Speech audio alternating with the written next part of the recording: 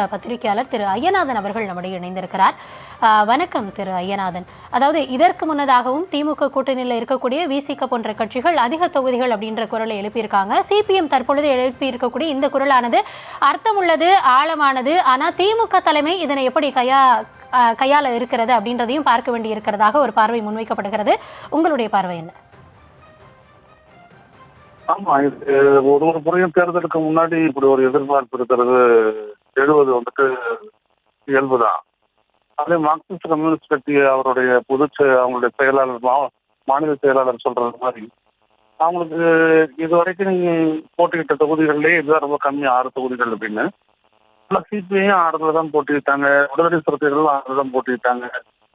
எல்லாருமே அது 6 தொகுதி கொடுத்துட்டு ஒரு நாடாளுமன்ற தொகுதிக்கு ஒரு சட்டமன்ற தொகுதி அப்படின்ற விதம் போன தடவை திமுக தலைமை கொடுத்தது அங்க எடுத்துக்கிட்டாங்க. அதுக்கு அடிப்படையான ஒரு காரணம் என்னன்னா ஆன்டி பிஜேபி, மதத்திற்கு எதிரானது, கல்விக்கு எதிரானது ஒரு நிலைப்பாடு தான்.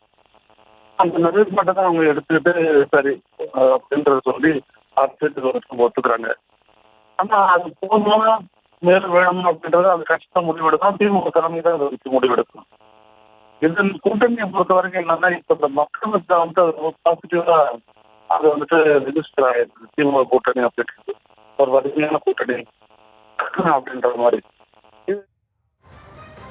நன்றி திரு ஐயநாதன். இந்த தருணத்தில் உங்களுடைய பார்வையை பகிர்ந்து கொண்டமைக்கு மிக்க நன்றி.